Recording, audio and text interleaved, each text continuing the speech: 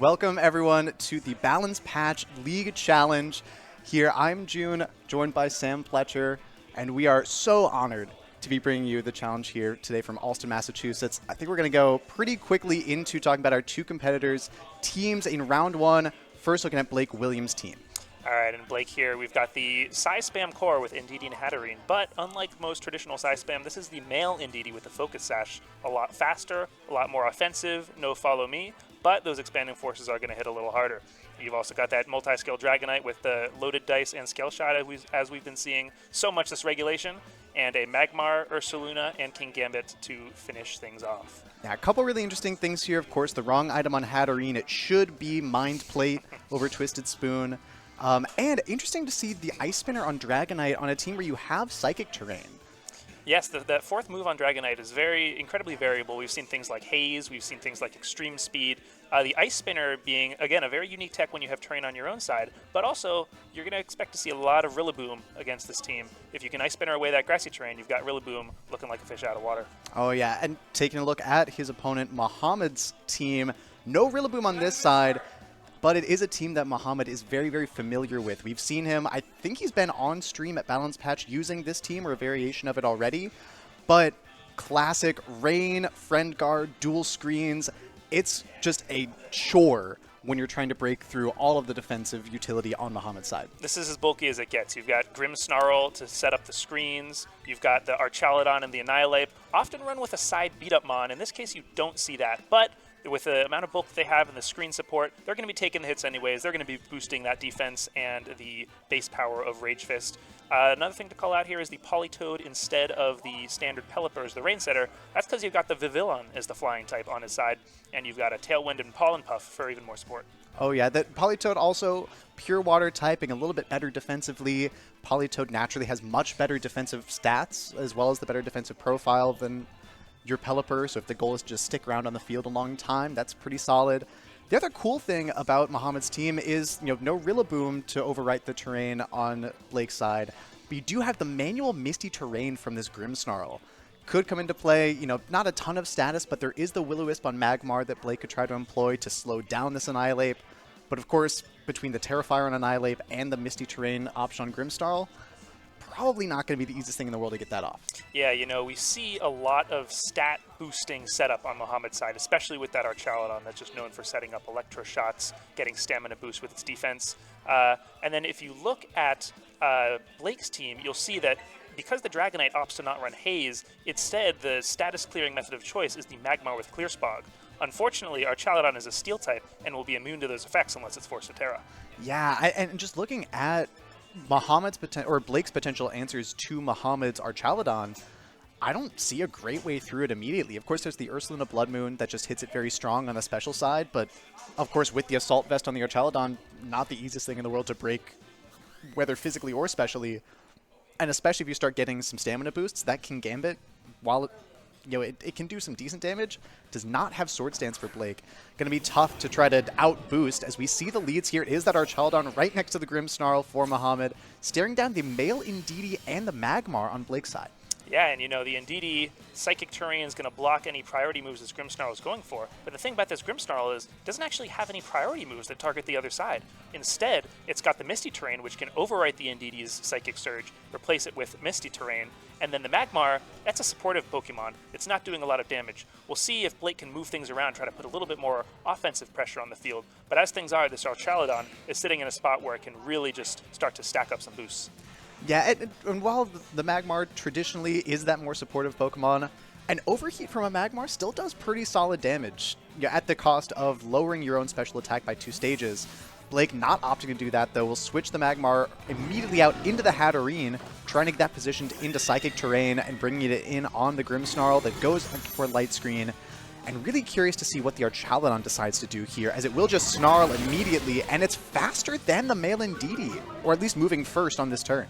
Yes, the Snarl is a very good move, facing down 2 special attackers, easy way to lower the special attack of both opponents. And as June noted, the reason the Archaludon went before the male Indeedee is that the Indeedee decided to set Trick Room.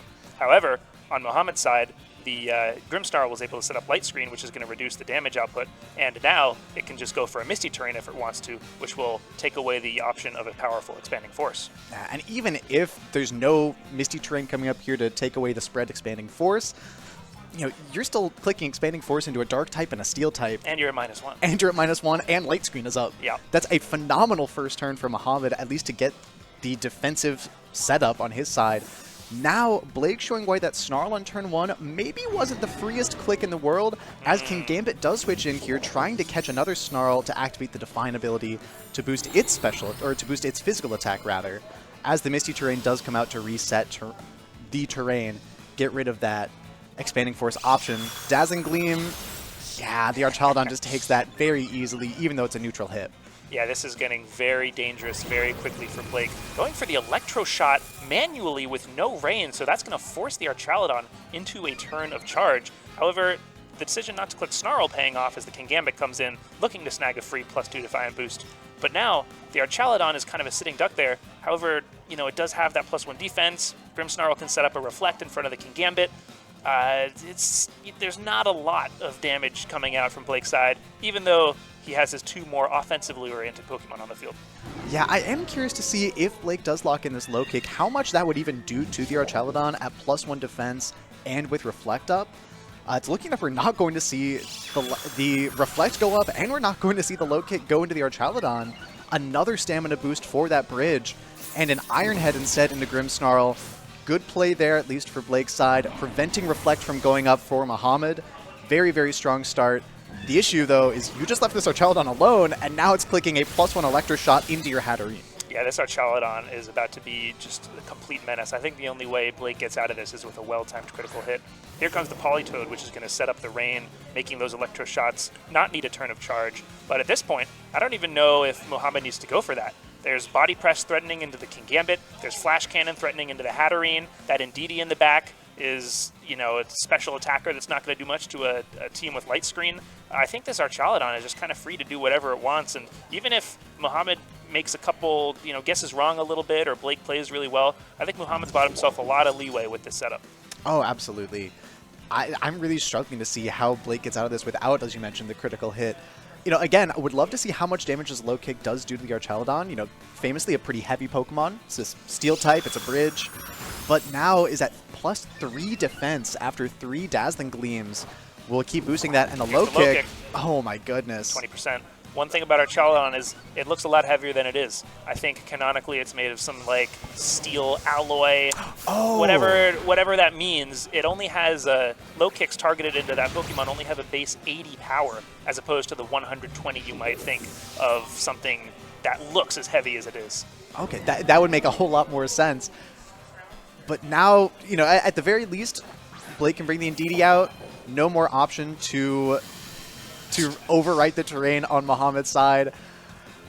But once again, it may just be too little too late for Blake, as Trick Room turns running out quickly. I believe this is the last turn of Trick Room that we're about to enter. Yeah, I think so, and there's one more turn to try to do as much damage as possible to that Archaludon.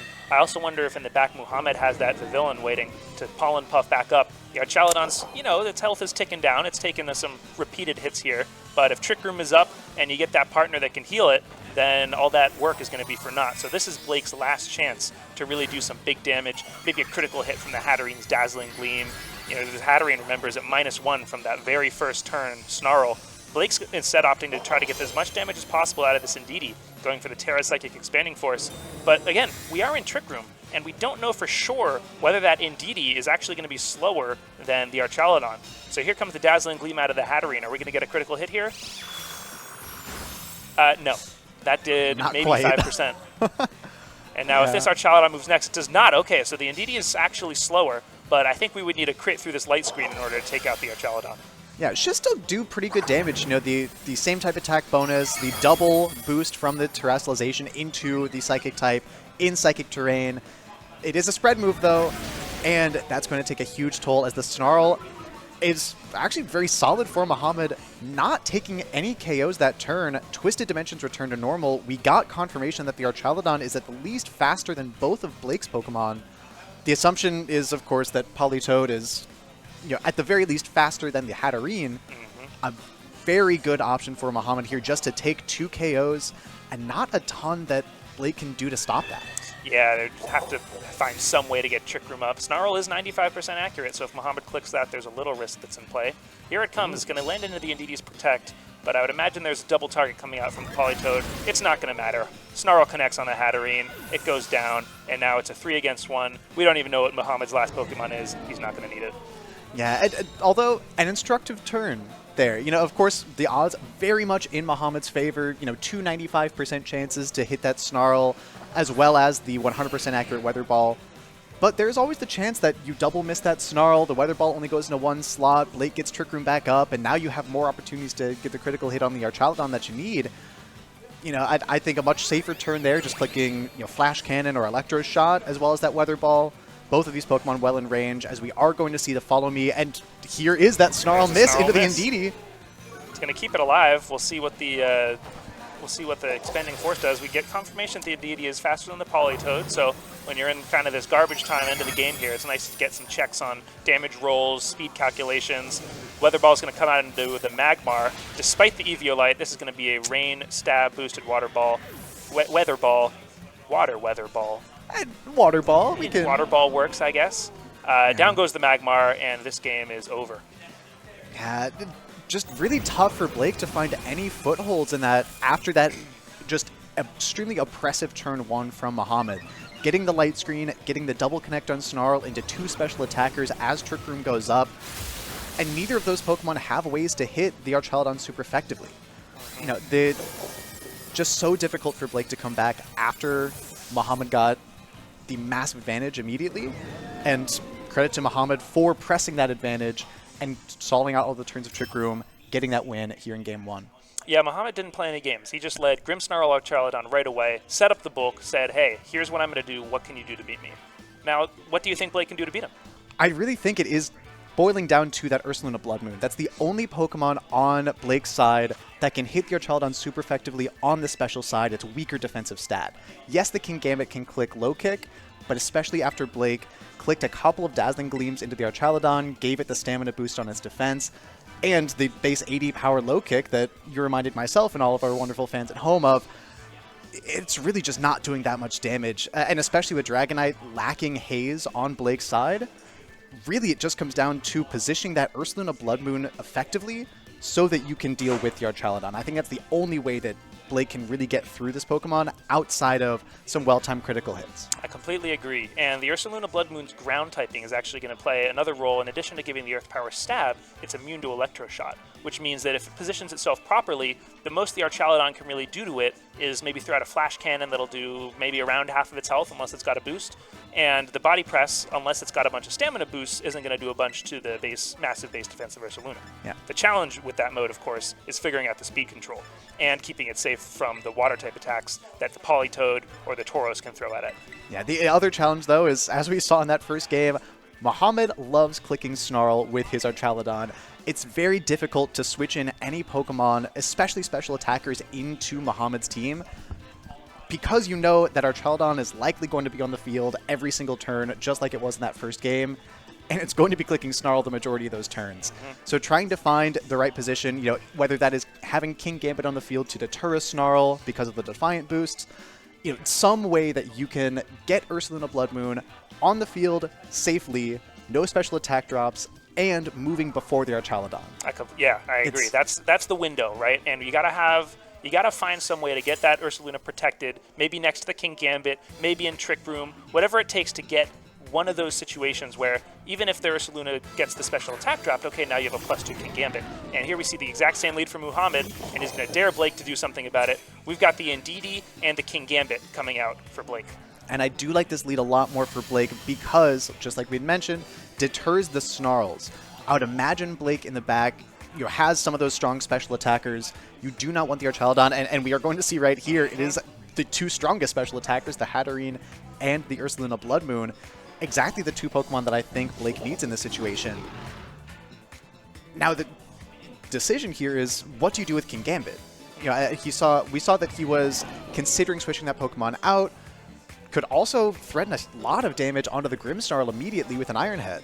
Yeah, the King Gambit's in a nice spot here, but it's got to worry about a body press. Now, body press coming off of an unboosted Archaludon, despite being 4 times super effective, probably not going to take it out in one hit. But instead we see this King Gambit retreating, and the Ursaluna's coming out right away. And that would also take 4 times super effective damage from the body press, although not 4 times damage. We'll see, though, if Blake went for that Trick Room, there could be... Oh, and we have a Terastallization coming out from the Archaludon. That might change things here. Yeah, that Terastallization, very good, I think, for Blake's side. Both because the King Gambit now is off the field, can come back in later and hit the Archaludon now super effectively with the Iron Head. But the Archaludon now, while it no longer is weak to the ground-type moves, the Earth Power from this Ursaluna Blood Moon, Archaludon cannot protect, and Ursaluna can now click its favorite move, that Blood Moon, in the second slot on Blake's side, will do massive damage into this Archaludon if he can get it off this turn. And yeah, as you mentioned, Blood Moon, the drawback of that move is you can't click it twice in a row, which makes it a little bit weaker to protect, but Archaludon famously, if it has that Assault Vest, it's not going to be able to protect. So a big Blood Moon could come out, there could be an Expanding Force coming from the Indeedee, and Blake also identifying, as we were talking about before this game, one way to keep the Ursaluna safe is partnering with that King Gambit and making it so that if Muhammad wants to go for Snarls and lower the output from the bear, it's going to boost up this King Gambit, which can now hit the Archaludon with a super effective Iron Head if it so chooses. Yeah, you saw Muhammad nodding his head after seeing the switch from the Indeedee. Don't know what he might have predicted on this turn. It is going to be the Tauros coming in on Muhammad's side, though.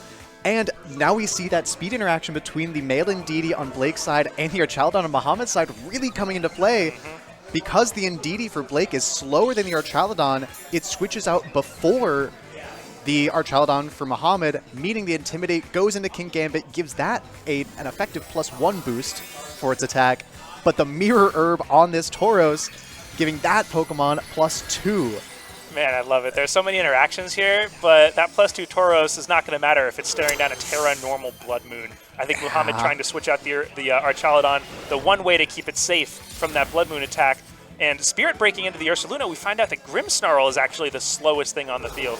How about that? Will this Tauros survive a -1 Terra Blood Moon through Light Screen? It will, but it's also going to be slower than this King Gambit, which it now gave a +1 boost to. Wow, that's shocking to me that the Ursaluna Blood Moon is faster than this Grimmsnarl. Typically on a team like Blake's, where there is not, a ton of fast speed control, you do have the Tailwind on your Dragonite that can flip the speed tiers. On the other side of things, you would imagine this Blood Moon would be pretty bulky, pretty slow. But no, it at least has a pretty decent amount of speed investment because Grimmsnarl naturally pretty, much faster than this Ursaluna Blood Moon. We're getting the exact numbers from our wonderful producer behind the scenes, Gerd. The base 60 speed Grimmsnarl versus the base 52 speed Ursaluna Blood Moon. Muhammad does click Aqua Jet in Psychic Terrain, though, and gives himself a little knock upside the head, thinking about how silly that turn might have been for him. Yeah, after finding out that the Grimmsnarl is trained to be slower than this Blood Moon Ursaluna, could have been a target for another Spirit Break, which probably would have put it within at least the range of another Life Orb. But instead, that Tauros is going to go down. The Politoed, although it takes a resisted Iron Head, a +1 Iron Head followed by a Terra Normal Hyper Voice, that's going to take it down into Citrus Berry range. Now the question is, does Blake have enough turns of Trick Room left to really capitalize? One thing that Blake has going for him, though, is that Muhammad will, no matter what, have a Pokemon that is unable to protect on his side. Between the Archaludon and the Grimmsnarl, neither of which carry Protect, and the Assault Vest King Gambit is going to be pretty safe from anything that this Politoed is going to have to throw at it.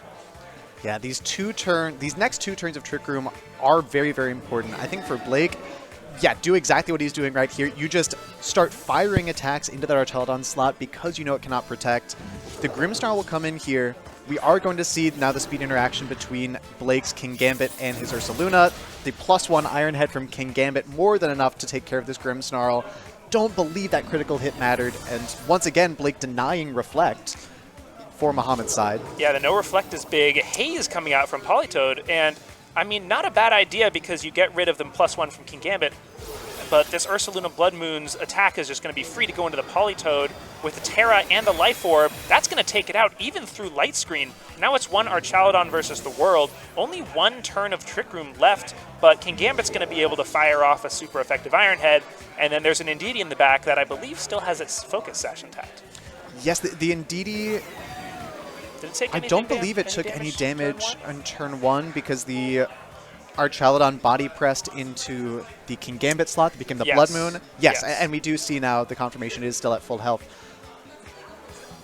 I think this is, for Blake, you just do the same thing. You just keep clicking attacks. Of course, Muhammad recognizing pretty difficult to try to claw out of that way with just an Archaludon against 4 Pokemon. Could have at least tried to get that information, figure out what the last Pokemon was in the back for Blake's side. But regardless, a much better game-planned game and much, much better executed for Blake. Absolutely, yeah. And I think it was identifying, like you mentioned, that Blood Moon Ursaluna, putting the pressure on the Archaludon, forcing the Terra out turn 1. And one thing that could even come into play the next game is if the Archaludon racks up boosts from Electroshot and from Stamina, if it's been forced to Terra and Blake brings the Magmar, then Clear Smog will all of a sudden be able to affect it. Yeah. So, the last couple of games, Archaludon hasn't accrued too many special attack boosts. It got all those defense boosts game 1, but I feel like in game 3, Muhammad will probably run the same game plan through Archaludon, but might kind of switch it up in terms of how he tries to enable it. We'll see what the exact mons that come in will allow him to do, because there's so many different variations with the way he's built his team, how he can support the bridge. Yeah, I would imagine... I wouldn't be surprised to see the Archaludon just led right next to the Grimmsnarl again. I think Grimmsnarl leads into Blake's team extremely well, just getting screens up, clicking Spirit Break into Pokemon, and of course the manual Misty Terrain if Blake does want to go through that option again. I would be very interested to see other Pokemon that could lead next to the Grimmsnarl. I think something like this Aqua Tauros is really intriguing on lead here. Of course, Muhammad didn't get a ton of value out of it in that last game because he had to switch it in under Trick Room and take a lot of damage. But if you lead this Tauros, number 1, you can lead it into the Kingambit and immediately catch that Defiant boost for your Mirror Herb. And even if you don't, you threaten a lot of damage with a close combat and a Wave Crash. We are going to see Muhammad, though, just run it right back. Exact same leads in Game 3 as we saw in Game 2, the Grimmsnarl and Archaludon staring down this Indeedee and Kingambit. Yeah, we'll see if it plays out any differently. I think like you mentioned, the Tauros, not a lot of value out of that Game 1. It's a Pokemon that loves switching into Kingambit because it gets +2 on its attack thanks to the Mirror Herb interaction. And when it's switched in under Trick Room against Expanding Force and Dazzling Gleam Pressure, you might as well not have a Pokemon at all there. Yeah, that's the difficult part is if the Water Tauros is in the back, it really doesn't provide very much value once Trick Room has gone up. And Muhammad, through all the defensive utility that his team has, does not have great ways to stop Trick Room from going up. He will, though, switch Archaludon out immediately into the Politoed. So going to see a little bit of a different game plan for Muhammad's side. The Politoed, again, much bulkier, not threatened by really any immediate damage. But Blake, once again, not going for the immediate damage, immediately swapping in one of his Trick Room sweepers in that Hatterene, as I think we can guess the move this Indeedee clicked. This turn, seeing Hatterene come in, it will just set the Trick Room right away. Yeah, it's really interesting to see Blake's game plan revolves around a lot of conditions being in the right place, right? The Ursaluna needs to be able to threaten the Archaludon in order to remove, and it needs to be not afraid of Snarl, so maybe it needs the Kingambit next to it. It needs the speed control of Trick Room. So there's a very specific set of things that Blake has to set up to get into that position. And he was able to do it perfectly last game. In this game, he's well on his way to having that set up again. He's got the Kingambit, he's got the Trick Room up, and Muhammad maybe trying to play a little bit differently, switching the Archaludon out for the Politoed, but I don't really see where a lot of this attack is going to be coming from. Yeah, I think the Archaludon maybe comes right back in on this turn, trying to catch a relatively weak move into that slot, whether that's the Dazzling Gleam or an Expanding Force that it'll resist. But not falling for it, and not falling for the Protect either, is Muhammad immediately launching a Weather Ball into that Indeedee. This is an intriguing play. The Imprison on Blake's Indeedee. Of course, the only move that this male Indeedee shares with anything on Muhammad's side is Protect. Nothing on Muhammad's team carries Trick Room, Imprison itself, or Expanding Force.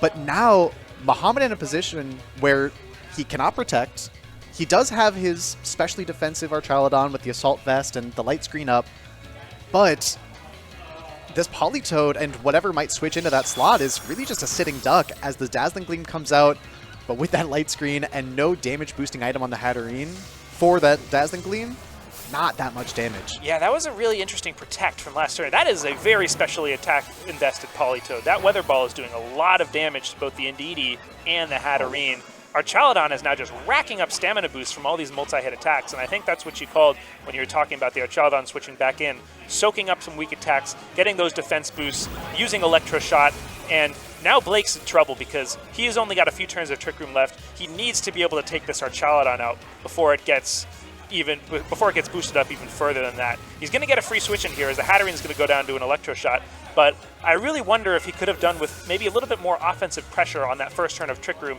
instead of protecting his Pokemon that was in position to do the most damage. Yeah, and now you're looking at an Archaludon with Assault Vest, with Light Screen up, and with 2 stages of defense boosted. You really can't afford to bring Kingambit out in this situation just because you're not going to be doing any damage to the Archaludon. But this Ursaluna now, for Blake, do you have to call the Archaludon's Terastallization this turn? I think you have to because there's only 2 turns of Trick Room left. The Indeedee is really not doing anything. The Politoed and Archaludon are just too specially bulky. And the problem is now that Archaludon's accrued a couple of stamina boosts, the body presses are going to hurt. We saw what an unboosted body press did last time, maybe 40% of the Ursaluna. Not insignificant, but also not something you're really worried about with a Trick Room sweeper. However, we know this Politoed hits hard, and the Ursaluna is going to have to Terra to avoid just getting one-shot by a Weather Ball. But I don't know if any of its moves are really going to be able to do enough to knock out any of Muhammad's Pokemon in one hit. Wow, and no, the Archaludon just switching out. No Terastallization, of course, going into the Flying-type Vivillon to be immune to any Earth powers that go into that slot. We saw that. This is a Friend Guard Vivillon. I didn't realize that, but it doesn't have, it's not Compound Eyes. No, the idea, of course, being that you can just click Hurricane in the Rain anyway. It's 100% accurate. And it's going to make this Politoed that already has great natural special bulk, and which is already slower. Also slower than the Ursaluna Blood Moon. And the Indeedee is also slower than the Ursaluna? These speed interactions are throwing me for a loop here, but the Indeedee being slower actually lets it get the expanding force off before the Blood Moon's Hyper Voice. Then the Hyper Voice comes in and takes out the Vivillon, so the Vivillon's gone, but the recoil from the Life Orb, we'll see once the game decides to load, if it's going to be enough to take out the Ursaluna after that big Weather Ball that it took. I believe the Ursaluna did survive the Life Orb recoil. Of course, Muhammad's side still cannot protect. Yeah, still has 8 health on that Ursaluna. No protects available for that Politoed, but we know that now the Politoed is the slowest Pokemon on the field, which is very, very interesting to me, seeing how it is also naturally faster than this Ursaluna Blood Moon. It's the same speed tier as a Grimmsnarl. So we have confirmation then that this Ursaluna does have at least a pretty significant amount of speed investment, and even more so than the base 95 speed male Indeedee that it's standing next to. Yeah, and funnily enough, this is actually the last turn of Trick Room, so if Ursaluna wants to protect, it can stall it out, but it doesn't go for the protect. Instead, we see a Spirit Break come out from the Grimmsnarl. It's going to take out the Indeedee, and I think a Weather Ball here takes out the Ursaluna, and now it's Kingambit versus the world, and I don't know if Blake has enough left in that Kingambit to be able to take the win. Yeah, I think it would have been really interesting to see that protect from Ursaluna there. Seeing how Muhammad did not switch either Pokemon out, Muhammad, if he had called the protect, could have switched either Pokemon into the Archaludon, which we do know is faster than this Ursaluna Blood Moon, guaranteed. You have at least that counterplay to the protect turn, but no protects coming out from Blake. It's 1v3 for Kingambit, and Psychic Terrain is gone. You can click your Sucker Punches now pretty freely. But I think Blake does also see the writing on the wall here. That Archaludon, once it gets screens up and with the option to Terastallize, just way too much for this Kingambit to handle. June, I don't know if the forfeit was the click there because the Grimmsnarl's only attacking move is Spirit Break. If Grimmsnarl wants to do any damage, it's going to have to give Kingambit +2 attack, and the Politoed was out of rain, so Weather Ball's not doing anything. So if Blake launched a low kick into that slot, maybe caught the Archaludon on the switch, if it takes damage from the Spirit Break, it's going to be boosting itself anyways. I don't know. There could have been something in that endgame, but I think he just decided it wasn't worth it with the Kingambit. Yeah, the tricky part, of course, tricky part, of course, being that the Archaludon does still have a faster body press. You can low kick into it, not going to knock it out. It's going to give it a defense boost. It can still, the neutral body press, probably not enough to one-shot a Kingambit. A +1 body press, I think, is going to be more than enough. And then you just really have to hope that your neutral low kick plus a, what would likely be a neutral sucker punch, you'd really just need the critical hit on the sucker punch at that point, I think. But we saw Muhammad Yusuf coming away from that first set. Pretty clean win, at least there in Game 1 and Game 3. Navigated the Trick Room turns well, and now heading on to round 2. Yeah, there we go. I think it's easy to gloss over when a player has a matchup advantage to just kind of say, oh, well, it was a tough matchup for their opponent, but I don't want to skip over how Muhammad played that very well, identifying the advantage that he had with the Archaludon, supporting it well with Grimmsnarl, finding out what were probably some very surprising speed tiers, pressing through those surprises, and still being able to keep Archaludon supported enough to come away with the win. Oh, yeah, absolutely. And we will be right back after a short break here at the December BP League Challenge. Don't go anywhere.